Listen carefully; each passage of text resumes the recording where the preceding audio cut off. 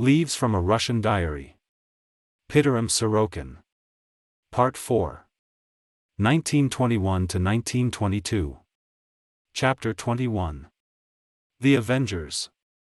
In January 1921, I was obliged to go for 3 weeks to Tambov. Traveling was a dangerous thing, as in a train one could hardly protect oneself from disease-bearing insects. Still, as our daily existence was a permanent duel with death, one extra danger seemed hardly worth noticing. With some difficulty I got permissions and tickets, a mandate from the university certifying my scientific mission, and with all these safeguards I left Petrograd. It took almost 3 days to get as far as Moscow. By this time my clothes were, as I had expected, covered with insects. That they were of the virulent kind I could not doubt, for on the journey 3 passengers fell ill with typhus. These unfortunates were simply taken out of the train and left on the platforms of way stations. My neighbor in the compartment was a teacher from Moscow, and on the second day of the journey he handed me a paper with his address, and begged me in the name of God, to let his relatives know in case he, too, were put out of the train. "I know my turn has come," he whispered. "but I shall try not to show my illness. Perhaps I shall be lucky enough to reach Moscow, but if I am discovered and put out I shall certainly die." He was lucky, but if he lived after reaching Moscow I never heard. After the train left Moscow, the picture became more and more terrible. Rails buried in snow caused the train to move very slowly and to stop almost every hour. At each halt we went out and tried to clear the rails, but what could we do with only 2 shovels?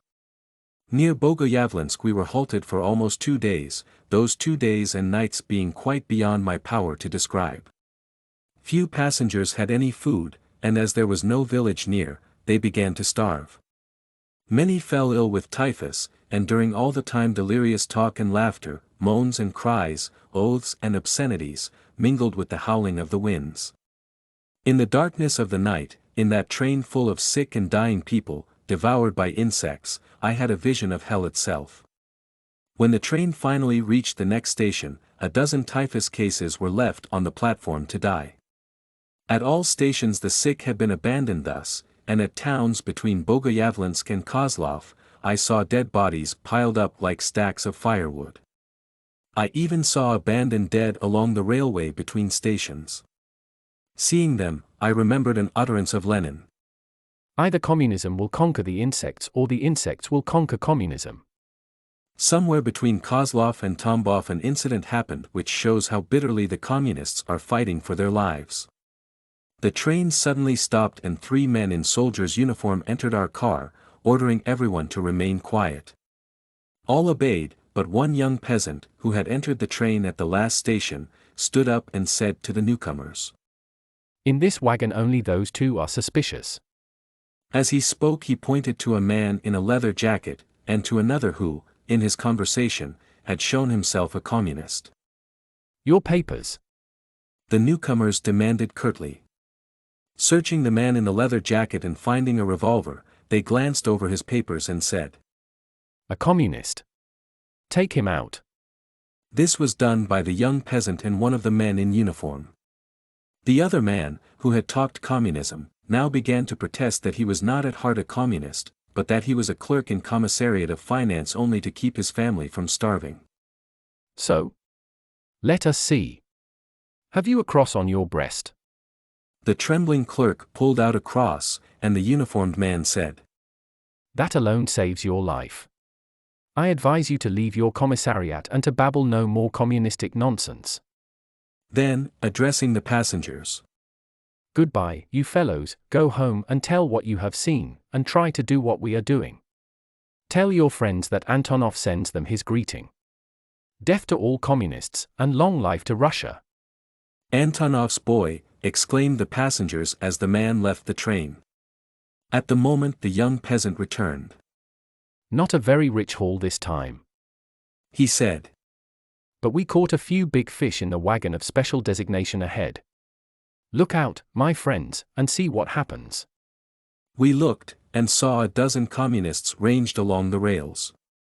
A sudden blaze of rifle fire and the detachment, mounting swift horses, rode away, leaving the bleeding bodies on the snow. For a few minutes the passengers were silent, some frightened, some smiling. Not badly these boys of Antonov are doing. One old peasant exclaimed. Then everybody began to talk of Antonov, his energy and boldness, and it was evident that in this neighborhood Antonov was a hero. At Tambov I left the train.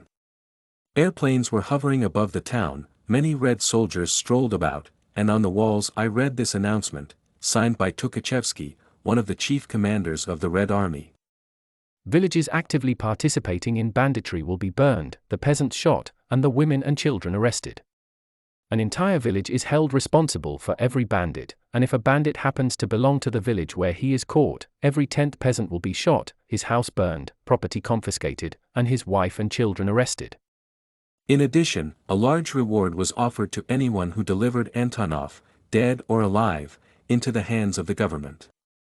Even as I read I saw a group of peasant women, old and young, some with babies in their arms. Clad in dirty rags, exhaustion and despair whitening their faces, they walked dumbly on. To prison, of course. I perceived that I was in one of the centers of the Russian Vendee, not the Vendee of the nobles, the aristocracy or the white generals, but the Vendee of the peasants. Under the leadership of Antonov these peasants, for more than a year, had waged ruthless war on the communists. Led by Antonov, they had been paying back cruelty for cruelty, blood for blood. This Antonov was a revolutionist whom the Revolution of March, 1917, had liberated from a Tsarist prison. He was appointed superintendent of police in Tambov by Kerensky, and bore himself so well that the place was soon cleared of criminals. Soon after the Bolshevist revolution he made the mistake of arresting for murder 2 communists. In revenge for this audacity the communist authorities shot Antonov's wife. He promptly shot the 2 men who did it and disappeared. In that district the requisitions and the beastly cruelties of the communists soon became unbearable. Not only did the agents take from the peasants all their corn and their poor belongings, often arresting or shooting them afterwards, but sometimes in the dead of winter they chased the peasants naked out of their houses, and threw water on them until they were living icicles. Once or twice a peasant turned on a communist and murdered him. In retaliation the communist agents mutilated peasants before shooting them, cutting off the ears, hands, legs, and pudendas of their victims, gouging out their eyes, or violating their wives and daughters in their sight. The peasants caught some of the agents unawares and mutilated them in similar fashion. Some they killed by binding their legs to the tops of 2 bent trees, letting the trees slowly straighten. Others they tied to the tails of horses and dragged to death. Antonov reappeared and organized these peasants into disciplined and systematic avengers. Antonov's bands, as they were called by the government, began to attack and to murder communists in villages and small towns, in trains and even in their offices. Soon many districts were cleared of all communists. Some were killed, others fled in terror. Liberating these districts, the Avengers, welcomed by the people, introduced a democratic system of government and proclaimed themselves partisans of a government of the people, for the people and by the people. The movement grew. Against it the Soviet government sent one regiment after another, but all were defeated. About 4 provinces were involved in Antonov's movement, and in others there shortly appeared peasant organizations under similar leaders. The government then gathered an immense military force and sent it to crush banditry at all costs. Artillery, airplanes, cavalry, infantry, and the international regiments were thrown against the peasants as enemies of the workers' and peasants' government. Many villages were destroyed, many peasants killed. For months the peasants bravely resisted the Red Army, but the odds were too great and at last the Soviet-trained army began to get the upper hand. At the time of my arrival in Tambov this war was at its climax. In spite of airplanes and overwhelming numbers, no small group of communists ever dared go out alone. Once Antonov with some of his boys went to the communist headquarters in Tambov, and showing false papers, received ammunition, rifles, machine guns, and provisions. That same evening 5 communists were found dead, and on their riddled bodies was this message. This is my thanks to the communist government for their gift of ammunition. Antonov. In the house of a friend in Tambov I met one of these Antonov boys. A tall, fine-looking peasant of about 30, he impressed me as a very intelligent man. It may be that we shall be crushed, or for a time, forced to suspend our activities. He said to me. But someone had to begin to bring these mad dogs to their senses, so we started to do it, and something we have accomplished. If we all die it matters little, because this sort of life is too frightful to endure. What does matter is that we have set an example. The people are waking up, and sooner or later they will rid themselves of this damned communia. He went out, putting on his head a cap with a red star. As you see, we disguise ourselves to look like them. In my pocket are plenty of false certificates. In this way we make fools of them. Good night. Tens of thousands of these Avengers perished and are still perishing in Russia fighting against the communists. If the communistic program was abandoned in 1921, if foreign capitalists have been granted some concessions, and if some property rights are now secure under Bolshevism, this is not due to the sensibility of Lenin or the communist government, nor to the intervention of foreign politicians and capitalists.